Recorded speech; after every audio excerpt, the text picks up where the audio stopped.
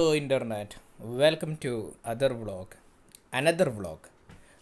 The അങ്ങനെ നമുക്ക് എന്താ പറയുക വെൽക്കം ടു ഡിസ്റ്റിലറി എന്നോ അല്ലെങ്കിൽ വെൽക്കം ടു ജോണി വോക്കർ എന്നൊക്കെ നമുക്ക് ഇൻട്രൊഡക്ഷൻ കൊടുക്കാവുന്ന ഒരു വീഡിയോ ആണ് ഇന്നത്തേത്. ഇത് നിങ്ങൾക്കിത് വായിച്ചു കഴിഞ്ഞാൽ അറിയാം. അതിന് വേണ്ടിയിട്ടാണ് കുറച്ച് വലുതാക്കിയിട്ട് തന്നെ ഇട്ടിരിക്കുന്നത്. ദ ആർക്കിയോളജി ഡിപ്പാർട്ട്മെൻറ്റിൻ്റെ ഒരു സംഭവമാണത്.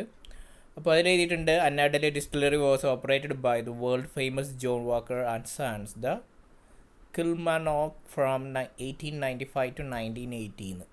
ബാക്കിയുള്ളത് നിങ്ങൾ നോക്കിയും കണ്ടു വായിച്ചാൽ മതി. അപ്പോൾ അന്ന് അവിടെ മറ്റേ ജോണി വാക്കറിൻ്റെ ഈ ഡിസ്റ്റിലറിയാണ് ഇപ്പോൾ ഈ കാണുന്നത്. അതിൻ്റെ ബാക്കി ഭാഗം എന്ന് പറയാവുന്നത് അവശേഷിക്കുന്ന ഭാഗമാണ് അവിടെ അത് കൊടുത്തിട്ടുള്ളത്. അതിൻ്റെ ബാക്കിലായിട്ട് കാണുന്നത് അതിൻ്റെ അവശേഷിപ്പുകളാണ്. അവശേഷിപ്പുകൾ എന്ന് വെച്ചാൽ ഏതാണ്ട് ഒരു കോപ്പർ പൈപ്പ് അതൊക്കെ തന്നെ അവിടെയുള്ളൂ. ബാക്കിയെല്ലാം ഒരു തീപിടുത്തത്തിനുണ്ടായിട്ട് അതൊക്കെ അങ്ങോട്ട് നശിച്ചു പോയിരിക്കുകയായിരുന്നു. പിന്നീട് അവർ വേറൊരു ഡിസ്റ്റിലറി അവിടെ ആരംഭിച്ചു. ആ ഡിസ്റ്റിലറിയാണ് വിസ്കിയൊക്കെ ഉണ്ടാക്കുന്ന ആ ഡിസ്റ്റിലറിയിലേക്കാണ് ഈ വീഡിയോ നിങ്ങളെ കൊണ്ടുപോകുന്നത്. ഓക്കെ, അപ്പം നമ്മുടെ ആ യാത്ര അങ്ങോട്ടാണ് പോകുന്നത്. പിന്നെ ആ ഡിസ്റ്റിലറി ഇത് എൻ്റെ ഫാദറാണ്. ഇത് ഈ കാണുന്നത് ഡിസ്റ്റിലറിയുടെ ലാസ്റ്റ് പ്രോസസ്സാണ്. അതിൽ ആൽക്കഹോൾ ആയിട്ട് കാണുന്ന ഈ ഗ്ലാസ് ജാറിൻ്റെ ഉള്ളിലേക്ക് വരുന്നതാണത്. അപ്പോൾ അതിൻ്റെ വീഡിയോസൊക്കെ ഉണ്ട്, അതൊക്കെ ഇതിനെ തുടർന്ന് നമുക്ക് കാണാം. അപ്പോൾ നമ്മൾ ഇപ്പോൾ ഈ ലാസ്റ്റ് പ്രോസസ്സിൽ തന്നെ ആദ്യം പോയിട്ട് ഫോട്ടോ എടുത്തെന്ന് മാത്രം.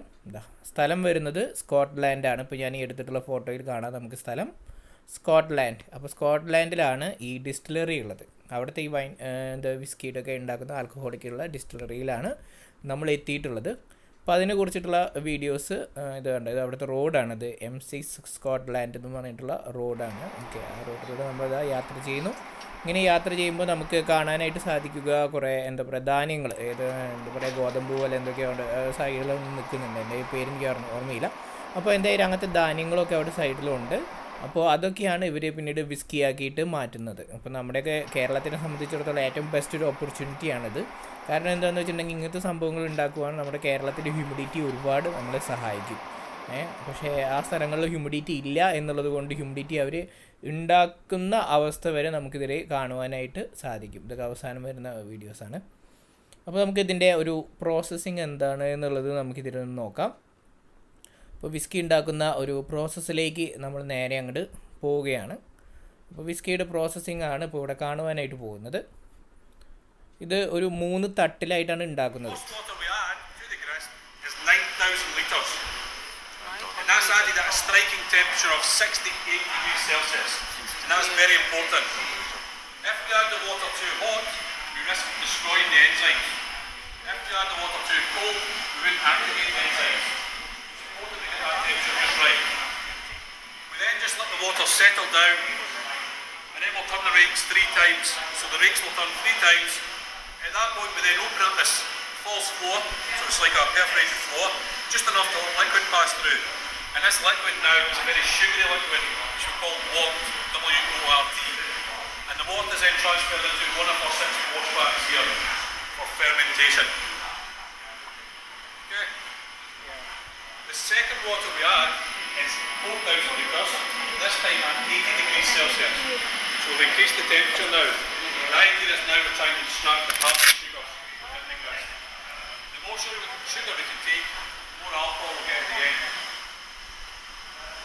Same idea, just let the water settle down, turn the rakes, and extract the malt into our wash bags.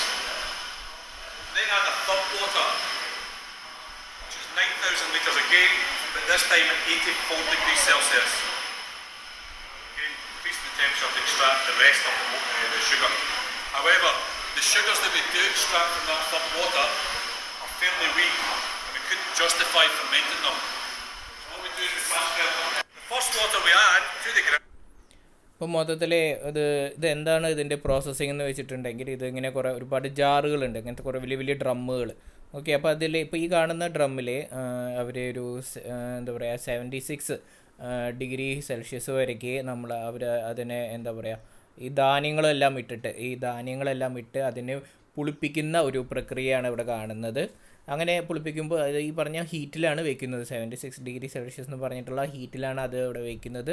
അപ്പോൾ അങ്ങനെ അത് വെച്ചിട്ട് അതിന് ഹ്യൂമിഡിറ്റി ക്രിയേറ്റ് ചെയ്ത് അത് ധാന്യങ്ങളെ പുളിപ്പിച്ച് അങ്ങനെ അതിൽ നിന്ന് വരുന്ന പ്രോസസ്സിങ്ങുകളൊക്കെയാണ് വിസ്കി ഉണ്ടാക്കുന്ന ഒരു പ്രോസസ്സിങ്ങിൻ്റെയാണ് കാണുന്നത്. അപ്പോൾ ഒരുപാട് ഡ്രമ്മുകൾ നിങ്ങളിതിൽ കണ്ടിട്ടുണ്ടാവും. അതിൻ്റെ താഴെയും കുറേ ഡിസ്റ്റിലറിയുടെ കുറേ ഭാഗങ്ങളുണ്ട്. ഇത് ഏകദേശം ഒരു 2-3 നിലകളിലായിട്ടാണ് ഈ സംഭവങ്ങൾ കിടക്കുന്നത്. ഒരു നില, രണ്ടാമത്തെ നില, മൂന്നാമത്തെ നില, അങ്ങനെയാണ് ഇതിൻ്റെ പരിപാടികൾ എടുക്കുന്നത്. അടുത്ത വീഡിയോ കാണാം.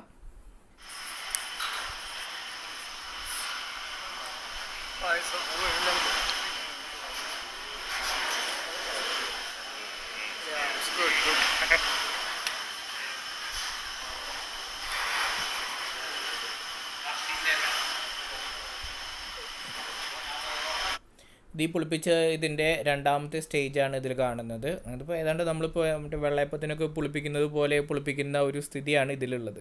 ഓക്കെ, അപ്പോൾ അതിൻ്റെ രണ്ടാമത്തെ സ്റ്റേജാണിത്. അതിൻ്റെ മൂന്നാമത്തെ ഒരു വീഡിയോയും കൂടെ കാണാം. അതിൻ്റെ ഉൾവശം എടുത്തതാണ്. ഇത് ഈ കാണുന്നത് അതിൻ്റെ തേർഡ്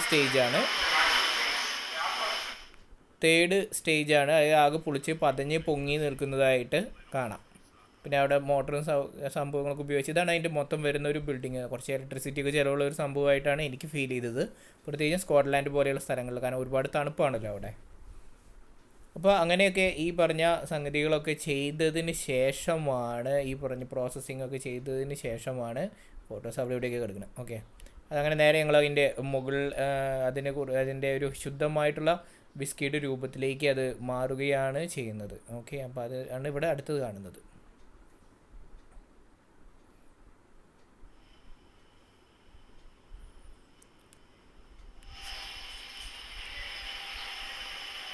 അങ്ങനെ ഇതൊക്കെ ചെയ്ത് കഴിയുമ്പോൾ ഇത് വർക്കിംഗ് മോഡുകളാണോ എന്ന് എനിക്ക് വർക്കിംഗ് മോഡൽ തന്നെയാണോ എന്ന് എനിക്ക് സംശയമുണ്ട്.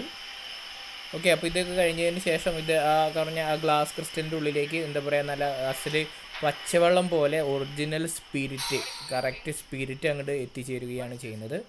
അതിൻ്റെ ഒരു വീഡിയോ ആണ് അടുത്തത് കാണിച്ചു തരാനായിട്ട് പോകുന്നത്. അതിന് മുമ്പിൽ വെച്ചിട്ടാണ് ഈ ഫോട്ടോ എടുക്കുന്നത്, വീഡിയോ എടുക്കുന്നത്. ഒന്ന് കണ്ടോളൂ.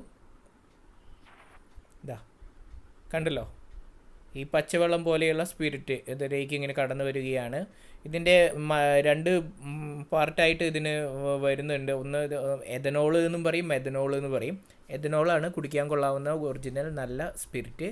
മെഥനോൾ എന്ന് പറഞ്ഞിട്ടുണ്ടെങ്കിൽ ഹോസ്പിറ്റൽ ആവശ്യങ്ങൾക്ക് വേണ്ടി ഉപയോഗിക്കുന്നതാണ്, ക്ലീൻ ചെയ്യാനൊക്കെ ആയിട്ട്. ഇപ്പോൾ എന്താ പറയുക, ഒരു സാനിറ്റൈസറിലൊക്കെ വേണമെങ്കിൽ മെഥനോളാണ് ചേർക്കുക. അതൊന്നും നമുക്ക് ഉപയോഗിക്കാൻ പറ്റുന്ന സ്പിരിറ്റ് അല്ല, അത് ജസ്റ്റ് ക്ലീനിങ്ങിന് മാത്രമേ ആ സ്പിരിറ്റ് ഉപയോഗിക്കുകയുള്ളൂ. ഇത് എഥനോൾ എന്ന് പറഞ്ഞിട്ടുള്ളതാണെങ്കിൽ നമുക്ക് കുടിക്കാം, മെഥനോളാണെങ്കിൽ ക്ലീനിങ് പ്രോസസ്സിങ്ങിന് മാത്രമേ അത് ഉപയോഗിക്കാനായിട്ട് പറ്റുള്ളൂ. അത് നമ്മൾ കുടിച്ചു കഴിഞ്ഞാൽ നമ്മൾ ഈ ലോകത്ത് നിന്ന് ക്ലീനായിട്ട് വിട്ടുപോകും. അപ്പം മെഥനോൾ ഒരിക്കലും കുടിക്കരുത്. അപ്പോൾ അതാണ്. ഇപ്പോൾ അതുമായി ബന്ധപ്പെട്ട് വരുന്ന ഒരു ഫണൽ, നല്ല ഭംഗിയുള്ളൊരു ഫണലൊക്കെയാണത്. കാണുമ്പോൾ തന്നെ എന്തോ ഒരു ഭംഗിയാണ്. അത് കുറേ ഹീറ്റാണ് അവിടെ, ഭയങ്കര ചൂടാകുമേ, തൊടാനൊന്നും പറ്റില്ല. അപ്പോൾ അങ്ങനത്തെ ഒരു സ്ഥിതിയാണ് അതിലുള്ളത്. ഇനി അതിൻ്റെ തന്നെ അടുത്ത ഒരു സെക്ഷനിലേക്ക് നേരത്തെ നമ്മൾ കണ്ടതാണ്. ഇനി ഇതിനെക്കുറിച്ചുള്ള കാര്യങ്ങൾ പറഞ്ഞു തരുന്ന ഒരു വീഡിയോയും കൂടിയുണ്ട്. അതും കൂടി കണ്ടു കഴിഞ്ഞിട്ടുണ്ടെങ്കിൽ വിസ്കിയുമായി ബന്ധപ്പെട്ട നമുക്ക് കുറച്ച് ഐഡിയാസ് ഇതിൽ നിന്ന് നമുക്ക് കിട്ടും.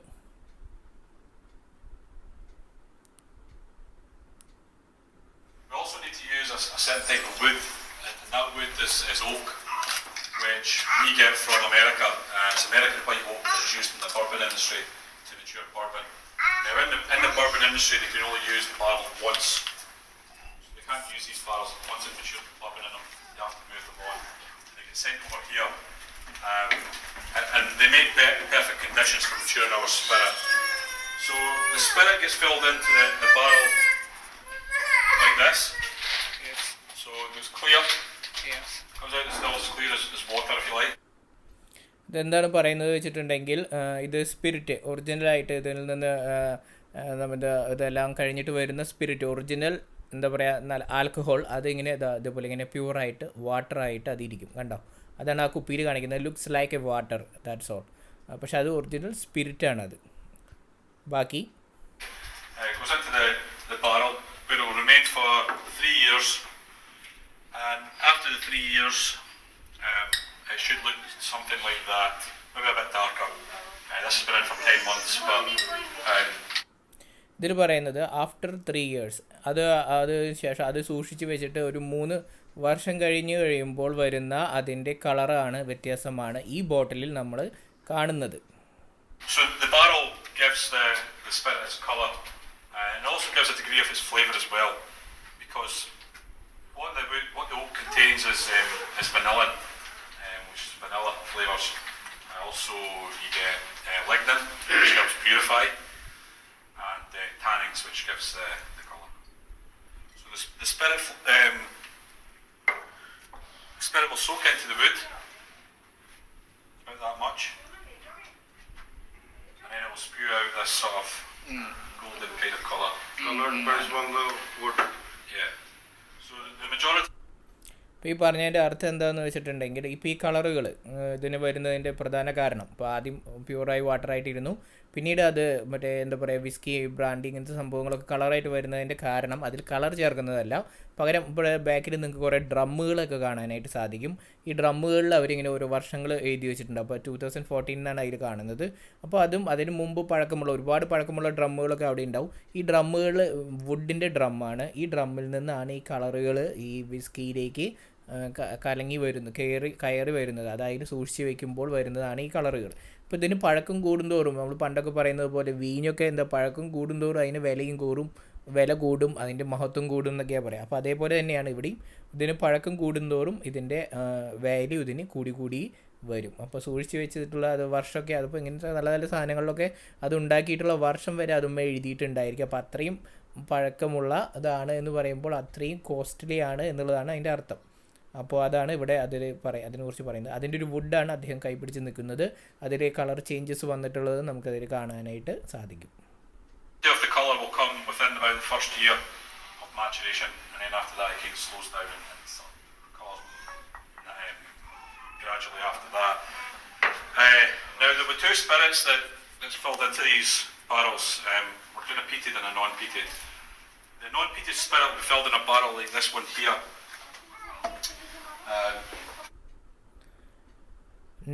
അതുപോലെ നോൺ പീത്തെ എന്ന് പറഞ്ഞിട്ടുണ്ടെങ്കിൽ കുടിക്കാൻ പറ്റാത്തത് എന്നുള്ളതാണ്. ചില വിസ്കികൾ ഞാൻ പറഞ്ഞല്ലോ നേരത്തെ, ഈ എഥനോളും എന്ന് പറഞ്ഞ സംഭവങ്ങളായിട്ടുണ്ടെന്ന്. അപ്പോൾ ഈ സ്പിരിറ്റ് തന്നെ 2 ടൈപ്പ് ഉണ്ട്. ഇത് കുടിക്കാൻ പറ്റാത്ത സ്പിരിറ്റ് ആണെങ്കിൽ അതിൻ്റെ ഡ്രമ്മുകളുടെ പുറത്ത് കാണുന്ന ചിത്രം ഇതാണ്. അത് അന്നാഡെല്ലെ ഡിസ്റ്റിലറിയുടെ പേരാണ്. പക്ഷേ അതിന് മുകളിലായിട്ട് കാണുന്ന ഒരു ചിത്രം കാണാം, ഒരു ഇലയുടെ പോലെ എന്തൊരു ചിത്രമുണ്ട്. അതിൻ്റെ അർത്ഥം അത് കുടിക്കാൻ പറ്റില്ല എന്നുള്ളതാണ്. ഇനി കുടിക്കാൻ പറ്റുന്ന ബോട്ടിലുകൾക്ക് അവർ വേറെ സൈനാണ് അവർ വെച്ചിരിക്കുന്നത്. So what we've got from this one is what we call a quill pen or a feather pen, and this will go on to become what we're calling the man of words. That's inspired by Scotland's famous poet Robert Burns, who was also a taxman in this area in his later life as well, so he is local to the area.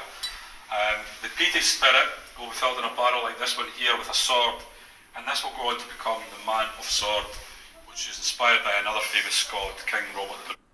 കുടിക്കാൻ പറ്റുന്ന അത് ഡ്രമ്മാണ്. അവിടെ താഴെ അദ്ദേഹം അതിന് മുകളിലാണ് ഈ കുപ്പിയൊക്കെ വെച്ചിരിക്കുന്നത്. അതിൻ്റെ കളർ ഇതാണ്, കണ്ടല്ലോ, ഒരു ആഷ് കളറിലാണ് അവർ തിരിച്ചറിയാൻ വേണ്ടിയിട്ട് വെച്ചിരിക്കുന്നത്. അപ്പോൾ അതാണ് നമ്മൾ എഴുതിയിരിക്കുന്നത്.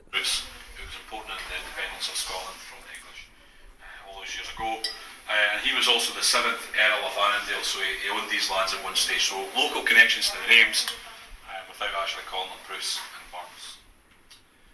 So that's what the whiskies will become in 3 years.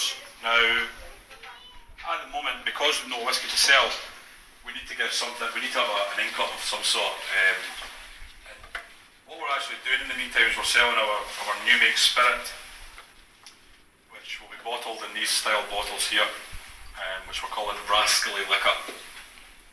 Now, rascally liquor is not to be confused with a liqueur. It is the name that we're going for. It's in reference to a letter that Robert Burns wrote to one of his friends. And in the letter, Robert Burns is actually describing the whisky of this region. So he suggests that the whisky of this region is the most rascaliest of liquor, and by consequence consumed by the most rascaliest of its inhabitants, which is not entirely a compliment in my opinion, but it's the name we're going for. And the theme is the Tam O'Shanter, which is one of his most famous poems. So this is available in its non-peated and peated forms. And what I'm going to do now is, anybody who would like to have a taste, I'm going to give you a wee glass. Yeah. And you're more than welcome to have a wee taster of the spirit if you like. It's not compulsory.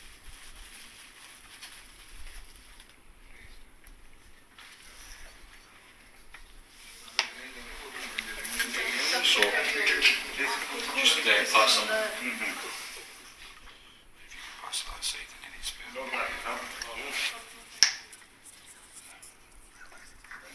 Last year. We also need to use a certain type of wood, and that wood is oak, which we get from America. It's American white oak that's used in the bourbon industry to mature bourbon. Now in the bourbon industry they can only use the barrels once. So they can't use these barrels once they've matured the bourbon in them, they have to move them on. They get sent over here, and they make perfect conditions for maturing. അപ്പോൾ ഇതൊക്കെയാണ് ഈ ഡിസ്റ്റിലറിയുടെ ഉള്ളിലത്തെ സ്ഥിതികളാണ് ഇപ്പോൾ അതിൽ നമ്മൾ ഈ വീഡിയോസിൽ ഇപ്പോൾ നമ്മൾ കണ്ടത്. അപ്പോൾ അതിന് ശേഷം വരുന്ന കാര്യങ്ങൾ എന്തൊക്കെയാണെന്ന് വെച്ചിട്ടുണ്ടെങ്കിൽ ഇപ്പോൾ അതൊക്കെ നമ്മൾ സ്കോട്ട്ലാൻഡിലുള്ള കാഴ്ചകളാണ് ഇപ്പോൾ ഈ കാണുന്നതൊക്കെ. അപ്പോൾ നമുക്കിതുപോലെ ഇതൊക്കെ കാണാം. പിന്നെ എന്താ പറയുക, കുറേ ബെറികളൊക്കെ ഞങ്ങളിപ്പോൾ ഈ ഡിസ്റ്റിലറി പോയിട്ട് ഞങ്ങൾ തിരിച്ചു വരുന്ന സമയത്ത് ഈ പുല്ലുമൊക്കെ കുറേ ബെറീസ് ഇപ്പോൾ ഉണ്ടായിരുന്നു. എന്ത് ബ്ലൂബെറി എന്നൊക്കെ വേണമെങ്കിൽ, ബ്ലൂബെറി ആണോ? ഓക്കെ, ബ്ലൂബെറി ആയിരിക്കും. അപ്പോൾ അതൊക്കെ ഞങ്ങളിങ്ങനെ പറിച്ച് കഴിച്ചു, കാരണം നല്ല ടേസ്റ്റ് ഉണ്ടായിരുന്നു അത്.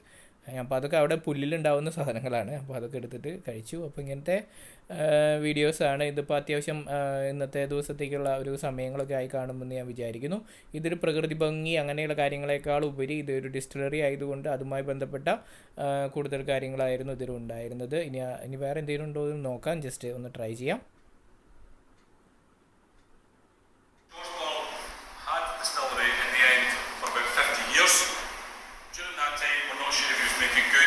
Whiskey. What we do know is he's making smoky whiskey, and we know that because just down the road there's actually a peat bog. ഡിസ്റ്റിലറിയുടെ ഇൻട്രൊഡക്ഷൻ ആണ്. അപ്പോൾ അങ്ങനെ ഒരു ജോണി വോക്കറൊക്കെ ചെയ്തിട്ടുള്ള ഡിസ്റ്റിലറിയിലേക്ക് എത്തി. ഇനി അതുമായി ബന്ധപ്പെട്ട് വേറെ കുറേ ഫോട്ടോസൊക്കെ നമുക്ക് ഇതിനോടനുബന്ധിച്ച് നമുക്കൊന്ന് കാണാം. ഇതൊക്കെ നമുക്ക് അവിടുത്തെ തന്നെ കാഴ്ചകളായിട്ട് വരുന്ന മറ്റുള്ള ഫോട്ടോസുകളാണ്. ഇപ്പോൾ ഇങ്ങനെ ഓരോ സ്ഥലങ്ങളിൽ ഓരോ ലൊക്കേഷനുകളിൽ ഇറങ്ങുമ്പോഴും യാത്ര ചെയ്യുമ്പോഴും എടുത്തു കൂട്ടുന്ന ഫോട്ടോസുകളാണ് ഇതൊക്കെ. ഇതെല്ലാം സ്കോട്ട്ലാൻഡ് തന്നെയാണ്. പിന്നെ സ്കോട്ട്ലാൻഡ് തന്നെ മനോഹരമായ വേറെയും കുറേ ഭാഗങ്ങളൊക്കെ ഉണ്ട്. അപ്പോൾ അങ്ങനത്തെ കുറേ ഫോട്ടോസുകളാണ് ഇതൊക്കെ. അപ്പോൾ ഈ ഫോട്ടോസ് കഫേ ബിസ്ട്രോ റോബറിയോസ്. ഓക്കെ, അപ്പോൾ നമുക്ക് ഇങ്ങനത്തെ കുറേ ഫോട്ടോസൊക്കെ ഇതിൽ വരുന്നുണ്ട്. അപ്പോൾ ഇനി വീഡിയോ കൂടുതലായിട്ട് പറഞ്ഞ് ദീർഘിപ്പിക്കുന്നില്ല. അടുത്ത വീഡിയോ ഇതിലേക്ക് നമുക്ക് അടുത്ത ദിവസത്തേക്ക് പോകാം. അപ്പോൾ ഇന്നത്തെ ദിവസത്തെ വീഡിയോ ഇതാ ഇവിടെ മറ്റേ ആസ്റ്റൺ മാർട്ടിൻ എന്ന് പറഞ്ഞ വാഹനത്തിൻ്റെ മുൻപിലൊക്കെ വെച്ച് നമ്മുടെ ഈ റോട്ടിലൂടെ നടക്കുന്ന സമയത്ത് ആസ്റ്റൺ മാർട്ടിൻ എന്ന് പറഞ്ഞിട്ടുള്ള കാറുകളൊക്കെ അവിടെ പാർക്ക് ചെയ്തിട്ടുണ്ട് സ്വാഭാവികമായിട്ടും. അപ്പോൾ അതിൻ്റെ മുമ്പിൽ കൂടെ നിന്നിട്ട് അവരുടെ ഫോട്ടോസൊക്കെ എടുക്കുന്നതാണ്. നല്ല ഭംഗിയുള്ള മനോഹരമായിട്ടുള്ള കാറാണ് ഇത്. 2014 മറ്റേ അങ്ങോട്ട് ഇറങ്ങിയിട്ടുള്ള ജെയിംസ് ബോണ്ട് മൂവീസിൽ ഈ കാറ് ഇത് വരുന്നുണ്ട്. ഇതിൻ്റെ ഉള്ളിൽ കൂടെയൊക്കെ ആയിട്ടാണ് ഗണ്ണൊക്കെ വരുന്നത്. അപ്പോൾ അങ്ങനെയുള്ളൊരു വണ്ടിയായിട്ടാണ് ജെയിംസ് ബോണ്ട് മൂവീസിൽ വന്നിട്ടുള്ള സെയിം കാറ് തന്നെയാണത്. അപ്പോൾ അതിൻ്റെ മുമ്പിൽ വെച്ചിട്ടുള്ള ഫോട്ടോസ് എടുക്കാനുള്ള അവസരം കിട്ടിയപ്പോൾ അത് നമ്മൾ എടുത്തു എന്ന് മാത്രം. ആരോ പാർക്ക് ചെയ്ത് പോയിട്ടുള്ള കാറുകളാണ്. അപ്പോൾ അങ്ങനെ ഒരു എന്താ പറയുക, സ്കോട്ട്ലാൻഡ് എന്നൊക്കെ പറഞ്ഞിട്ടുണ്ടെങ്കിൽ ഒരുപാട് റിച്ച് ആളുകളും പിന്നെ തീരെ ഇല്ലാത്ത ആളുകളും ഉള്ള ഒരു നാടാണ്. പക്ഷെ നല്ല ഹാപ്പി ആയിട്ടുള്ള പീപ്പിൾസാണ് ആ നാട്ടിൽ. നല്ലത് കാണാനൊക്കെ നല്ല മനോഹരമായിട്ടുള്ള സ്ഥലമാണ്. ഇത് കാണുന്നത് റോയൽ മെയിൽ ആണ്. ഇത് ബ്രിട്ടൻ്റെ മെയിലാണ്, റോയൽ മെയിൽ ബ്രിട്ടൻ. അപ്പോൾ അവരുടെ വാഹനമാണത്. അവിടെ ആ സമയത്ത് മെയിൽ ചെക്ക് ചെയ്യാനായിട്ട് അല്ലെങ്കിൽ അതിൻ്റെ പോസ്റ്റ് ഓഫീസിൻ്റെ ആ പോസ്റ്റിൽ നിന്ന് സാധനങ്ങൾ ലെറ്റേഴ്സ് എടുത്തു കൊണ്ടുപോകാനായിട്ട് വന്നപ്പോഴത്തെ വാഹനമായിരുന്നു അത്. അപ്പോൾ ഞാൻ വേഗം അതിന് മുമ്പ് വെച്ചിട്ട് ഒരു ഫോട്ടോ എടുത്തത് മാത്രം. royalmail.com കണ്ടോ, ഇവരുടെ വണ്ടി കണ്ടില്ലേ മെയിലിൻ്റെ.